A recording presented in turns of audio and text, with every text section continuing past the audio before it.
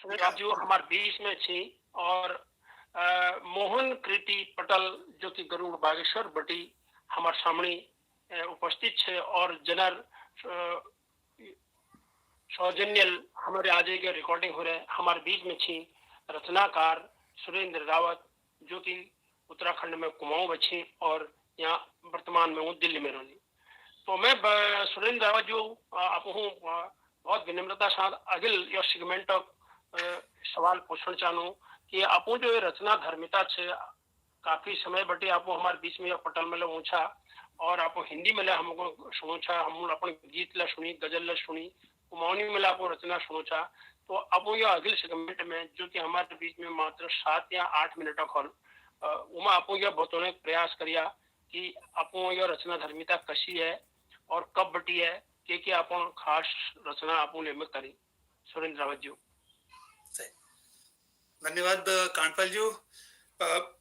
आज जो मेरे सामन एक परिस्थिति पैदा है रे, मैं पूरी कोशिश कर रही मैं अपन कुमाऊं में अपो लोगन दगड़ बात करूं। मैं थोड़ा थोड़ा प्रयास कर रहा हूं और आप लोगों का मुझे सहयोग मिल रहा है। मैं इसके लिए बहुत बहुत धन्यवाद आपका करता हूं। ये मेरे सामने पहली परिस्थिति नहीं है, ये दूसरी परिस्थिति मेरे सामन है। अब पहली परिस्थिति कब थी? मैं गवर्नमेंट स्कूल में पढ़ू छी। मैं को बताया ना आपको, वहां जब मील देखो सबे लोग इंग्लिश में बात कर रहे, तो मेरे दगड़ बड़ा प्रॉब्लम है। अब वो फिर मैं की करो, मैं अपन क्लासेस अटेंड करन बंद कर दे। मैं बड़ी हीन भावना मेरे अंदर है, कोई क्लास अटेंड नहीं करती। मैं जाके अपने अपने अपने कैंटीन में बैठ जाता था।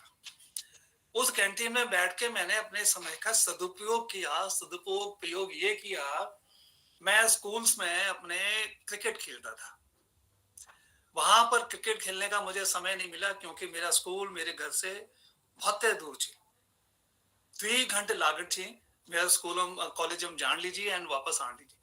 तो मैंने वहां पर चेस खेलना शुरू कर दे, शतरंज खेलना शुरू कर दे, और भगवान कृपा यस हुई। मैं चेस अपन कॉलेज को 3 बार चैंपियन रही। मैं अपन कॉलेज को कैप्टन रही। 1976-77 में जो दिल्ली में स्टेट चैंपियन छी सम राहुल जैन और रोहित जैन, नाम अभी नहीं आ रहा मुझे, मैं उसको भी मैंने हराया और अपने कॉलेज को सेमीफाइनल तक मैं अपने चेस कंपटीशन में लेके गया। वहां हम लोग हार गए और हम हारे भी Shri Ram college of commerce से हारे थे। तो ये रहा कि अब मैं बताऊं आपको, जब मैंने अटेंड करना बंद कर दिया तो एक दिन मेरा प्रोफेसर मैं कैंटीन में मिल गए। वो प्रोफेसरल में पहचान ली। वो भी मेरे पास आए। वो नाम छी डॉक्टर पूनम गुप्ता। वो हमको वो पढ़ाती थी मैथमेटिक्स। तो वील मैं क्या कहो यू तुम कॉलेज में नहीं आना? मैं को नहीं, मैं आनू कॉलेज में। तब उन्होंने कहा कि भाई तुम मेरे क्लास में नहीं आना, मैं अटेंडेंस लगाना तुम। तो मैंने उसको सारी बात बता दी। मैं गवर्नमेंट स्कूल से हूँ, मुझे इंग्लिश बोलने नहीं आती है, मुझे बड़ा थोड़ा सा अच्छा नहीं लगता जब सब लोग इंग्लिश में बोलते हैं। मैंने उनको बता भी दिया कि आप मुझसे जब क्लास में कोई क्वेश्चन पूछते हो तो मुझे पता होता है, लेकिन मैं बता नहीं पाता क्योंकि मैं बोल नहीं पाता। तो उन्होंने मुझे साफ साफ कहा कि चाहे तो आप इस कॉलेज में रह जाओ या फिर आप दूसरे कॉलेज में चले जाओ। तो मुझे ऐसा लगा कि उन्होंने मुझे रास्ता दिखा दिया। तो रास्ता दिखाने के बाद मैंने कहा कि नहीं, मैं इसी कॉलेज में रहूंगा। वो डिटर्मिनेशन फिर मेरे अंदर आ गया। और उसके बाद फिर 2-3-4-5 महीने की बात थी, तो 2-3-4-5 महीने के बाद फिर वो इंग्लिश का जो प्रवाह बढ़ गया। और मैं ऐसा ही करता हूँ, समझ रहा हूँ ऐसा ही चमत्कार होगा कि एक दिन मैं अपन सब लोगों सामन सामने धारा प्रवाह कुमाऊं नहीं मैं बात करूं, तो आप सभी का मुझे आशीर्वाद चाहिए। मैं अपनी तरफ से प्रयास करता रहूंगा। मैं तो हार मानने वाला नहीं हूँ, कोई बात नहीं। अब थोड़ा सा उम्र ज्यादा हो गई है, लेकिन जज्बा तो वही है, खून तो वही है। पहाड़ी का खून है तो पहाड़ी कहाँ हार मानता है, तो इसलिए मैं वो करता रहूंगा। तो ये तो मेरा ये हुआ। अब कृतित्व की बात करें, साहित्य का मुझे पहले से था, और मैंने उस समय मैगजीन्स आती थी, धर्मयुग, साप्ताहिक हिंदुस्तान, सरिता। तो इन मैगजीन्स में कभी कभी मेरी रचनाएं आई भी थी, लेकिन सबसे बड़ा ये रहा कि मैं कभी रचनाओं को कलमबद्ध नहीं करो, उस सेंस में जिसमें हम रिकॉर्ड बना लें या हम उसको कर लिखें कि हमने ये लिखा है, आगे हम इसको पब्लिश कराएंगे। तो वो जो था एक एक एक साहित्य के प्रति रुझान तो था, लेकिन उसको आगे कैसे ले जाना है वो मुझे डायरेक्शन नहीं थी।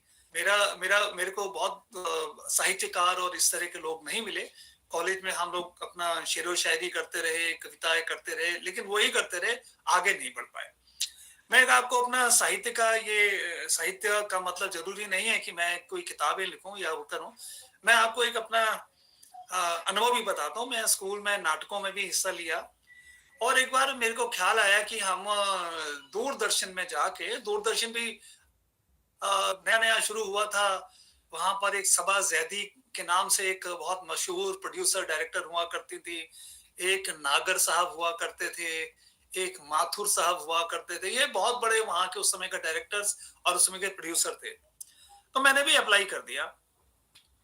अब अप्लाई करने के बाद मेरे को इंटरव्यू के लिए बुलाया गया ये दूरदर्शन में।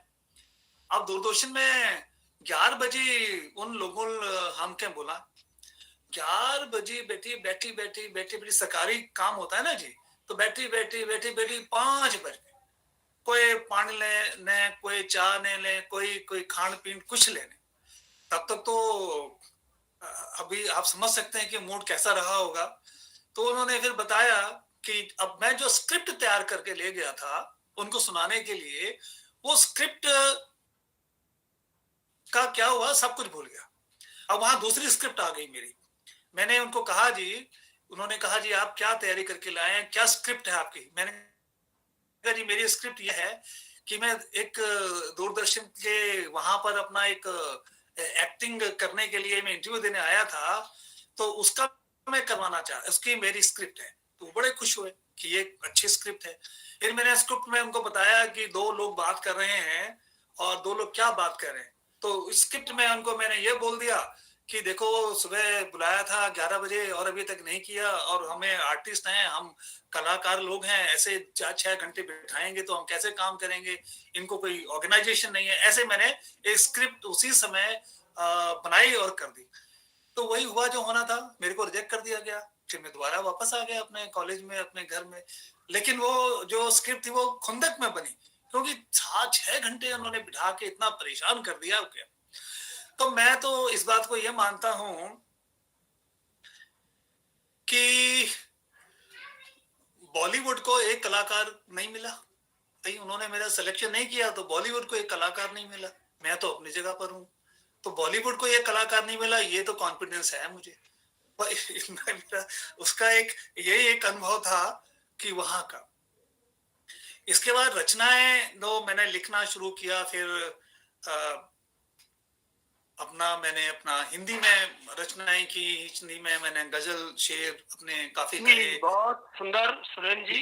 अब रचना के बारे में मैं अगले सेगमेंट में आपसे बात करूंगा। जी जी जी। अब तक जो बात आपको करी वही लीजिए, मैं आपको एक लेना के साथ इसको पहुंचानू कि पसीने की स्याही से लिखते हैं जो इरादों को, पसीने की स्याही से जो लिखते हैं इरादों को, और मुकद्दर के सफेद पन्ने उनके कोरे नहीं रहते। आपने ये करके थोड़ा दिखाया है। आप चेस में गए, आप वहां तक पहुंचे, और मैं इस सेगमेंट को इन्हीं शब्दों के साथ बंद करवाना चाहूंगा, क्योंकि फिर अगले तीसरे सेगमेंट में हम आपके इसी साक्षात्कार को अगिल बढ़ाते हुए अपोहू बटी उस 5-10 मिनट के बीच में जतुला आपण कोई एखाद रचना हमको सुना शकला, और यह बात कला उम्मीद 2 मिनट ठरला एक साथ ओवर टू करमचंद जोशी जी, रूल बागेश्वर। बहुत बहुत आभार, धन्यवाद आपको जी, बहुत बहुत आभार सर, बहुत बहुत धन्यवाद आपको।